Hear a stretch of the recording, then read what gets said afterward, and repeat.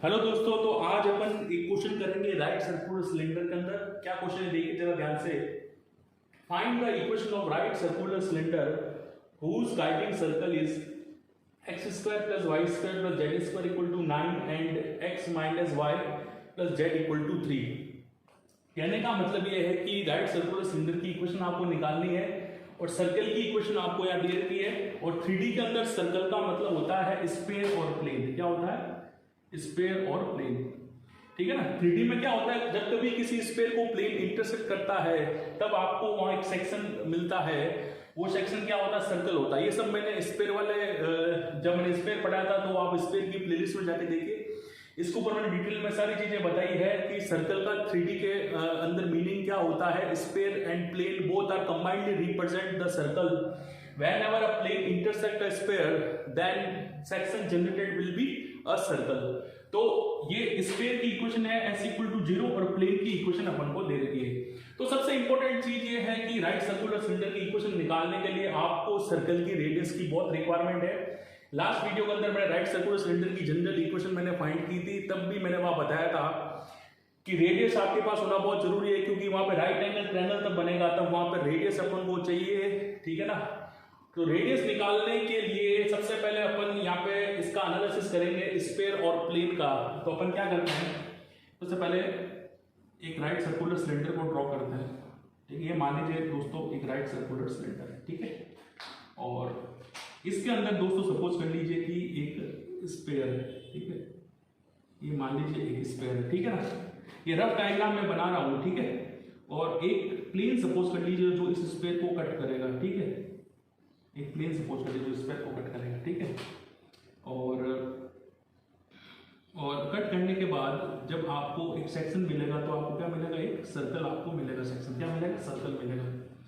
और ये point assume कर लीजिए स्फीयर का सेंटर। स्फीयर का सेंटर क्या है? स्फीयर दे रखा है x square plus y square plus z square equal to 9। इसका मतलब स्फीयर का सेंटर क्या है? ओरिजिन है। इसका कंपेरिजन इससे करें x minus x one square plus y minus y one square plus z minus z one square equal to r square से। तो स्फीयर का सेंटर क्या है? ओरिजिन है 0 0 0। तो ये स्फीयर का सेंटर है। यहाँ से परपेंडिकुलर में ड्रॉप कर लेता हूँ प्लेन के ऊपर और इस पॉइंट को ज्वाइन करा लेता हूँ यहाँ पे, ठीक है। ये मैं रफ डायग्राम यहाँ पे बनाने की कोशिश कर रहा हूँ। इसको मैं चाहूँ तो यहाँ पे बाहर भी बना सकता हूँ। जैसे ये मान लीजिए आपका स्फीयर है और ये आपका दोस्तों मान लीजिए एक प्लेन है, ठीक है। ये दोस्तों मान लीजिए आपका एक प्लेन है, ठीक है, ठीक है। ये प्लेन P इक्वल टू 0 जब इस स्फीयर S इक्वल टू 0 को इंटरसेक्ट करेगा, ठीक है, और स्फीयर का सेंटर है तो आपको सेक्शन मिलेगा। वो क्या मिलेगा? एक सर्कल मिलेगा। स्फीयर के सेंटर से परपेंडिकुलर यहाँ पर ड्रॉप किया और इस पॉइंट को यहाँ पे ज्वाइन कराया, ठीक है। इस पॉइंट को E मान लीजिए, ये पॉइंट A मान लीजिए। तो दोस्तों ये जो है OB, ये क्या होगा? OB ये होगी आपकी स्फीयर की रेडियस R, ठीक है। OA क्या होगा? परपेंडिकुलर ड्रॉन फ्रॉम स्फीयर का सेंटर से प्लेन के ऊपर। और AB क्या होगा? आपकी सर्कल की रेडियस है ना। तो कुल मिलाकर अपना फोकस है कि AB अपना निकल जाए। पहला तो फोकस ये है कि अपना AB निकल जाए। तो देखिए ये राइट एंगल ट्रायंगल यहाँ पे बन रहा है क्योंकि मैंने देखो परपेंडिकुलर कहां से ड्रॉप किया है? स्फीयर के सेंटर से प्लेन के ऊपर परपेंडिकुलर मैंने ड्रॉप किया है ना। ये मेरा मान लीजिए प्लेन है तो इसके ऊपर परपेंडिकुलर स्फीयर के सेंटर से मैंने ड्रॉप किया ना। स्फीयर का सेंटर क्या है? 0 0 है ना। तो सबसे पहले मुझे अगर परपेंडिकुलर डिस्टेंस मिल जाए, OA मेरे को मिल जाए परपेंडिकुलर डिस्टेंस, फिर मैं राइट एंगल ट्रायंगल है तो पाइथागोरस थ्योरम से मैं क्या निकाल दूंगा? सर्कल की रेडियस यहाँ पे निकाल दूंगा। तो सबसे पहले अपना फोकस ये है कि परपेंडिकुलर डिस्टेंस निकालनी है। तो स्फीयर के सेंटर से इस प्लेन के ऊपर परपेंडिकुलर ड्रॉप करेंगे। तो आपको पता होगा कि अगर प्लेन की equation ax plus by plus cz plus अगर d इक्वल टू 0 हो और कोई भी external point x1, y1, z1 हो, मान लीजिए external point x1, y1, z1 है, तो परपेंडिकुलर डिस्टेंस कैसे निकलती है? इस पॉइंट को इस प्लेन पर सेटिस्फाई कराते हैं। तो ax1 plus by1 plus cz1 plus d और नीचे होता है अंडर रूट ऑफ x के कोफिशिएंट का स्क्वायर प्लस y के कोफिशिएंट का स्क्वायर प्लस z के कोफिशिएंट का स्क्वायर। और इसको पूरे के ऊपर बोर्ड भी लगता है क्योंकि डिस्टेंस कभी नेगेटिव नहीं होती है। तो ये फॉर्मूला अपन लगाएंगे। फॉर्मूला मैंने पहले वाले वीडियोस के अंदर भी काफी मैंने बताया कि परपेंडिकुलर डिस्टेंस कैसे निकालते हैं। किसी भी प्लेन के ऊपर किसी एक्सटर्नल पॉइंट से जब परपेंडिकुलर ड्रॉप करते हैं तो उस एक्सटर्नल पॉइंट को क्या करते हैं, जैसे ये प्लेन है और ये एक्सटर्नल पॉइंट से परपेंडिकुलर मैंने ड्रॉप किया, तो अगर ये परपेंडिकुलर डिस्टेंस अगर आपको निकालनी है तो इस पॉइंट को इस प्लेन पे क्या करेंगे, सेटिस्फाई करेंगे, है ना। तो सबसे पहले परपेंडिकुलर डिस्टेंस निकालते हैं, ठीक है। तो सबसे पहले परपेंडिकुलर डिस्टेंस निकालते हैं, यहीं पे निकाल लेते हैं, ठीक है। तो ये क्या हो जाएगा, देखिए मैग्नीट्यूड लगा लेते हैं, डिस्टेंस कभी नेगेटिव नहीं होगी, नेगेटिव आएगा तो भी ऑटोमेटिक पॉजिटिव हो जाएगा। ये अपना प्लेन है x माइनस वाई, ये है प्लेन की equation x minus y plus z minus 3 equal to 0, ये है प्लेन की इक्वेशन जो गिवन है। इससे कंपेयर कीजिए, देखो ax plus by plus cz plus, इसी पे सेटिस्फाई कराना है ओरिजिन को। इस पे का सेंटर क्या है, ओरिजिन है, तो 0 0 को सेटिस्फाई करेंगे ना, यहाँ 0 0 रखेंगे, तीनों कैंसिल हो जाएंगे, -3 बचेगा और नीचे होगा अंडर रूट ऑफ x के कोएफिशिएंट का स्क्वायर। x का कोएफिशिएंट कितना है, 1 है, y का कोएफिशिएंट -1 है, z का कोएफिशिएंट क्या है, 1 है, तो 1 square plus 1 square plus 1 square, तो -3 अपॉन अंडर रूट 3, कुल मिला के क्या हो जाएगा, माइनस का अंडर रूट 3 हो जाएगा। तो नेगेटिव है तो ऑटोमेटिक पॉजिटिव हो जाएगा, क्योंकि डिस्टेंस कभी नेगेटिव नहीं होती। कुल मिला के OA कितना मिल जाएगा, √3 मिल जाएगा। OA कितना मिल जाएगा, √3 आपको मिल गया। तो OA अपन को मिल गया। और स्फीयर की रेडियस कितनी है, इस फॉर्मूले का ये जो अपन को दे रखा है स्फीयर s इक्वल टू 0 की इक्वेशन क्या दे रखी है, देखिए x square plus y square z square equal to 9 square. इसका स्फीयर की स्टैंडर्ड इक्वेशन से कंपैरिजन करें, r स्क्वायर इक्वल टू 9 है, तो स्फीयर की रेडियस r इक्वल टू क्या हो गया, 3 हो गया, है ना। तो अपन को ये पता चल गया कितना है, 3 है, और ये पता चल गया कितना, √3 है। तो ये सर्कल की रेडियस AB कितनी हो जाएगी, पाइथागोरस थ्योरम लगा देंगे। तो पाइथागोरस थ्योरम से क्या बोल सकते हैं, OB स्क्वायर किसके बराबर है, OA square plus AB square. OB square किसके बराबर है, OA square plus AB square. AB क्या है, सर्कल की रेडियस, तो AB स्क्वायर कितना होगा, OB square minus OA square. तो OB कितना है, OB यानी OB स्क्वायर मतलब R कितना है, 3 है ना। OB मतलब क्या है, OB कितना है, स्फीयर की रेडियस कितनी है, 3 है, तो 3 स्क्वायर का कितना हो जाएगा, ये 3 स्क्वायर कितना हो जाएगा, 9 minus OA square. OA square कितना है अपना, OA है √3, है ना, परपेंडिकुलर डिस्टेंस, तो कितना हो जाएगा 3, तो AB कितना आ जाएगा अपने पास, 9 माइनस 3 कितना हो जाएगा 6, तो √6। तो अपने पास सर्कल की रेडियस कितनी आ गई, √6 आ गई, तो ये अपने पास आ गया √6। तो अपन को सर्कल की रेडियस अपन को मिल गई, यानी अपन को radius of circle ROC equal to √6 अपने पास आ गया। तो सबसे पहले ये टारगेट अपन ने अचीव किया है। ये टारगेट क्यों अचीव करना था, ये टारगेट इसलिए अचीव करना था कि भैया इक्वेशन अगर आपको निकालनी है राइट सर्कुलर सिलेंडर की, तो भैया गाइडिंग कॉर्ड यानी जो यहाँ पे सर्कल है उसकी रेडियस के बिना काम बनेगा नहीं। ये सारा काम मैंने कैसे किया, स्फीयर का कंसेप्ट मैंने लगाया है, स्फीयर वाले वीडियोस में आप जाके देखें। अगर यहाँ पे आपको कम समझ में आ रहा हो तो मैं आपको बता देता हूं, जब कभी भी कोई प्लेन स्फीयर को इंटरसेक्ट करता है तो सेक्शन वहां पे क्या मिलता है, सर्कल मिलता है। क्या मिलता है, सर्कल मिलता है। वही कंसेप्ट लगा, ये स्फीयर है, इसको प्लेन इंटरसेक्ट करेगा तो ये सेक्शन मिलेगा सर्कल। स्फीयर के सेंटर से प्लेन पे परपेंडिकुलर ड्रॉप किया, ये डिस्टेंस हो जाएगी स्फीयर की रेडियस। ये परपेंडिकुलर डिस्टेंस मैंने फॉर्मूले से यहाँ से √3 निकाल दी। 3 तो अपने पास था सर्कल की रेडियस, तो पाइथागोरस थ्योरम लगा दी, ठीक है। 3 मतलब स्फीयर की रेडियस अपने पास थी, और √3 अपन ने ये जो डिस्टेंस फॉर्मूले से डिस्टेंस निकाल दी परपेंडिकुलर, तो यहाँ से √6 अपने पास स्फीयर सर्कल की रेडियस आ गई। दोस्तों इतना समझ में आ गया होगा कि अपन ने भैया सर्कल की रेडियस ये अब पता कर लिया, √6 जो ये कांस्टेंट डिस्टेंस होती है, डिस्टेंस √6 ये डिस्टेंस क्या होती है, कांस्टेंट होती है, आपको पता हो। तो ये एक्सिस जो होगी यहाँ पे फिक्स लाइन, क्या बोलते हैं उसको, एक्सिस बोलते हैं।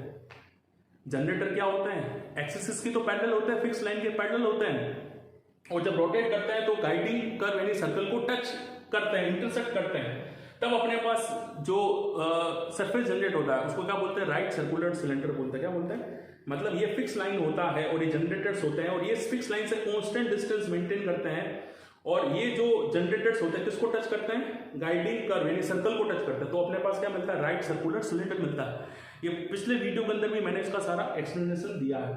तो देखो अधिकतम मोटा मोटा काम अपन ने यहाँ पे कर लिया है। स्फीयर की रेडियस की बहुत रिक्वायरमेंट थी, वो अपन ने निकाल दी। तो आगे चलते हैं, ये मिटा देता हूँ, ठीक है। तो अपन ने स्फीयर की नहीं, सर्कल की रेडियस अपन ने निकाल दी। स्फीयर की रेडियस तो दे रखी थी, ठीक है। तो अपन ने अभी तक क्या क्या किया मैं आपको बता देता हूं। अपन ने ये पता किया कि भैया सर्कल रेडियस है वो √6 है, ठीक है, ये अपन ने पता किया। तो इस डायग्राम को मैं थोड़ा और अच्छा सा वापस में बनाता हूं, देखो, ठीक है, डायग्राम अच्छा सा बनाते हैं। अब इस स्फीयर को ड्रॉ करने की जरूरत नहीं है, क्योंकि अब स्फीयर का जरूरत नहीं है, सर्कल की रेडियस है, ये आ गई है अपने पास। ये दोस्तों एक्सिस होती है, जिसको फिक्स लाइन बोलते हैं। क्या बोलते हैं? फिक्स लाइन बोलते हैं। इस फिक्स लाइन के जनरेटर पैरेलल होता है, ये जो जनरेटर है ना, इस फिक्स लाइन के ही पैरेलल होता है। और ये जो फिक्स लाइन होती है स्फीयर के सेंटर से, सर्कल के सेंटर से पास होती है। देखिए ये सर्कल का सेंटर है ना, सर्कल के सेंटर से पास होती है और इस प्लेन के परपेंडिकुलर होती है। सर्कल के प्लेन की क्या होती है? परपेंडिकुलर होती है। और ये डिस्टेंस हमेशा कांस्टेंट होती है, डिस्टेंस, है ना। ये जनरेटर हमेशा इस फिक्स लाइन से ये डिस्टेंस हमेशा फिक्स रहेगा, भले ये वाला जनरेटर हो भले ये वाला जनरेटर हो, ये डिस्टेंस हमेशा फिक्स रहेगी। तो मैं यहाँ पे पॉइंट अज्यूम कर लेता हूँ, है ना। पॉइंट अज्यूम करने की वैसे जरूरत नहीं है, क्योंकि अपना जो स्फीयर का सेंटर है वही अपना यहाँ पे, क्योंकि स्फीयर का जो सेंटर है उससे भी ये लाइन पास होगी एक्सिस, ठीक है ना। स्फीयर का जो सेंटर है वो क्या था? 0,0,0। यहाँ पे पॉइंट अज्यूम करना पड़ेगा आपको किसके ऊपर? जनरेटर पे। नहीं तो इक्वेशन नहीं निकली, क्योंकि जनरेटर जो होता है वेरिएबल स्ट्रेट लाइन होती है, तो वेरिएबल पॉइंट यहाँ पे अज्यूम करना पड़ेगा। मान लीजिए x, y, z मान लीजिए, तो इसको इससे ज्वाइन करा दीजिए, यहाँ से परपेंडिकुलर यहाँ पे ड्रॉ कर लीजिए, इसको m मान लीजिए, ठीक है। मोटा मोटा काम अपन ने कर लिया। वापिस मैं बता देता हूँ आपको सारी चीजें। ये जो डायग्राम है जो मैंने पहले बनाया था, उसके अंदर मैंने अंदर एक स्फीयर बनाया था। उस स्फीयर को एक प्लेन ने इंटरसेक्ट किया, तो यहाँ पे देखिए एक सर्कल बना, ठीक है। अब इस सर्कल का टारगेट था कि रेडियस कैसे निकाले, ठीक है। वो निकालने के लिए स्फीयर के सेंटर से परपेंडिकुलर ड्रॉप किया, स्फीयर के सेंटर से परपेंडिकुलर प्लेन पे ड्रॉप किया, फिर अपन ने डिस्टेंस निकाल ली थी। ये डिस्टेंस अपने पास ऑलरेडी थी, जो क्या थी? स्फीयर की रेडियस थी। ये 3 अपने पास ऑलरेडी था, ये परपेंडिकुलर से √3 आ गई थी, तो उससे अपने पास सर्कल की रेडियस √6 अपने पास आ गई थी। और ये निकालना बहुत जरूरी था, सर्कल की रेडियस। उसके बाद मैंने ये डायग्राम और बनाया है, क्योंकि ये जो एक्सिस होगी, जो फिक्स लाइन है, जो एक्सिस होगी वो स्फीयर के सेंटर से भी पास होगी। तो अपन क्या कहेंगे, इस लाइन की अगर इक्वेशन की बात करें एक्सिस की, है ना, जिसको फिक्स लाइन बोलते हैं, उसकी इक्वेशन कैसे निकालते थे? लास्ट वीडियो के अंदर मैंने एक पॉइंट अज्यूम किया था, आपको याद हो तो, अल्फा बीटा गामा, उससे मैंने इक्वेशन निकाली थी। लेकिन यहाँ पे अज्यूम करने की जरूरत नहीं है। क्यों? क्योंकि ये जो एक्सिस है वो स्फीयर के सेंटर से पास हो रही, तो क्या हो जाएगा? x - 0, y - 0, z - 0। और ये लाइन किसके परपेंडिकुलर है? इस प्लेन के परपेंडिकुलर है जो गिवन है। तो अपनी जो एक्सिस होगी वो स्फीयर के सेंटर से पास होगी और इस प्लेन के परपेंडिकुलर होगी, क्योंकि इसी प्लेन ने तो इंटरसेक्ट किया है इस स्फीयर को, तभी तो अपन को सर्कल मिला है। तो ये प्लेन जो होगा इस एक्सिस के क्या होगा? परपेंडिकुलर होगा इस फिक्स लाइन के, ठीक है। और ये जो लाइन होगी स्फीयर के सेंटर से पास होगी, ठीक है। तो यहां पे क्या आ जाएगा? एलिमेंट चाहिए डायरेक्शन कैसे हो, तो इसके कोएफिशिएंट देख लो, 1 - 1 और 1, 1 - 1 और 1। तो ये अपने पास इक्वेशन आ गई किसकी? एक्सिस की, जिसको फिक्स लाइन भी कहा जाता है। चलो ये काम तो अपन ने कर लिया, तो अपने इसके डायरेक्शन रेशियो मिल गया 1 - 1 और 1। चलो अब ये अब तो पता ही है पीएम, भाई पीएम तो रेडियस है ना, रेडियस कितनी है? √6, और ये डिस्टेंस फॉर्मूले से आ जाएगा। और एएम की तो चिंता है ही नहीं, एएम को याद कीजिए, लास्ट वीडियो में मैंने पूरा डेरिवेशन कराया है एएम के बारे में। एएम क्या था? AP cos थीटा, याद कीजिए लास्ट वीडियो में जब राइट सर्कुलर सिलेंडर का बेसिक कंसेप्ट बताया था, तब एएम निकाला था, एएम का पूरा डेरिवेशन किया था, तब मैंने वहां पूरी चीज निकाली। तो एएम का फॉर्मूला क्या है जब डेराइव किया था, तो प्रोजेक्शन था किसका? AP का, याद कीजिए, AP का इस एक्सिस के ऊपर प्रोजेक्शन होगा। ये मैंने लास्ट वीडियो के अंदर मैंने आपको बताया था, आप याद कीजिए, लास्ट वीडियो के अंदर मैंने बताया था, सारी चीजें मैंने बताई थी लास्ट वीडियो के अंदर। सॉरी, लास्ट वीडियो के अंदर मैंने बताया था कि ये जो AP होगा, इस AP का अगर प्रोजेक्शन देखेंगे इस वाली लाइन के ऊपर, ये जो एक्सिस है ना, इस वाली लाइन के ऊपर अगर प्रोजेक्शन देखेंगे, ये जो एक्सिस है इसकी इक्वेशन है एक्सिस की, ये वाली इक्वेशन जो है इस लाइन के ऊपर प्रोजेक्शन देखेंगे AP का, तो वो क्या होगा? PM होगा। अगर यहाँ पे अगर सन है ना, मान लीजिए अगर सन है, इसकी रेज अगर इस AP पे पड़ेगी तो इसका प्रोजेक्शन कहाँ पे आएगा? इस PM वाली लाइन पे ही तो आएगा, इस PM वाली लाइन पे ही तो इन रेस का प्रोजेक्शन आएगा, सन की रेस का। तो तो ये लास्ट वीडियो के अंदर मैंने पूरा डराइव किया था और वहां पे AM कितना आया था, AP cos थीटा आया था, फिर मैंने थीटा अज्यूम किया था, इसके डायरेक्शन कोसाइन मैंने निकाले थे, इसके डायरेक्शन कोसाइन निकाले थे डायरेक्शन रेशियो की हेल्प से। तो पूरा जब डराइव किया था तो एक फॉर्मूला अपना वहां आया था और मैंने कहा था कि फॉर्मूला आपको याद करना है, क्योंकि एग्जाम में अपन बार बार डेरिवेशन नहीं करेंगे। या आपको याद होगा मैंने कहा था एक फॉर्मूला आया था, क्या फॉर्मूला आया था आप लोगों को याद हो तो AM कितना आया था, वो आया था L into x minus alpha plus M into y minus beta plus N into z minus gamma upon under root of L square plus M square plus N square. ये लास्ट वीडियो मैंने दोस्तों जब derive किया था तब मैंने सारा मैंने बताया था। एलिमेंट क्या थे जी, एलिमेंट उस समय जो लाइन थी फिक्स लाइन, उसके मैंने डायरेक्शन रेशियो अज्यूम किए थे। अल्फा बीटा गामा क्या था, अल्फा बीटा गामा ये 0 0 0 था, मतलब ये जो लाइन थी वो अल्फा बीटा गामा से पास हो रही थी। लास्ट वीडियो के अंदर मैंने अजम्पशन लिया था कि ये जो लाइन है एक्सिस है वो अल्फा बीटा गामा से पास हो रही हो और डायरेक्शन रेशियो LMN है ना, और ये x y z तो कोई भी वेरिएबल पॉइंट था जनरेटर के ऊपर। तो लास्ट वीडियो में जब डायरेक्ट किया था तो AM ये आया था, ये आप याद कर सकते हैं और एग्जाम में डायरेक्ट लगा सकते हैं, ठीक है। लेकिन अगर एग्जाम के अंदर राइट सर्कुलर सिलेंडर के बारे में अगर वो डायरेक्टली सारा अगर पूछ ले डेरिवेशन वगैरह, तब तो आपको डराइव करना पड़ेगा। और डराइव कैसे करना है वो मैंने लास्ट वीडियो में मैंने बताया है। मान लो डराइव करने के लिए आ जाए कि derive the general equation of right circular cylinder, तो उस वाले केस में आपको बताना पड़ेगा कि AM कैसे आ रहा है। तो वो लास्ट वीडियो मैंने पूरा बताया है, वो वीडियो जरूर देखना। तो AM था AP cos थीटा और वहां से अपन ने जब cos थीटा निकाला था, जब डायरेक्शन कोसाइन का कंसेक्यूटिव मल्टीप्लिकेशन किया था L1 L2 plus M1 M2 plus N1 N2, तो वहां से ये फॉर्मूला आया था। अब यहाँ पे एलिमेंट क्या है, ये है एलिमेंट, ये 1 माइनस 1 और 1 क्या है, L1 है, M माइनस 1 है और N क्या है 1 है। अल्फा बीटा गामा क्या भैया, अल्फा 0 है, बीटा 0, गामा क्या है 0, क्योंकि ये जो लाइन है एक्सिस है वो कहां से पास हो रही है, स्फीयर के सेंटर से पास हो रही है। तो वो लाइन जो स्फीयर के सेंटर से पास हो जिसके डायरेक्शन रेशियो 1 माइनस 1 हो, उसकी इक्वेशन मैंने लिख दी है। तो LMN कितने 1 माइनस 1 1 और अल्फा बीटा गामा अपने पास है। तो अब सारा काम हो चुका है, पाइथागोरस थ्योरम लगा देंगे, परपेंडिकुलर तो मैंने ड्रॉप कर ही दिया है, P से एक्सिस के ऊपर अपना काम हो जाएगा। तो फटाफट अब इस इक्वेशन निकाल के, ठीक है, तो फटाफट अब इक्वेशन निकाल लेते हैं, ठीक है दोस्तों। तो देखते हैं इक्वेशन क्या आएगी, है ना।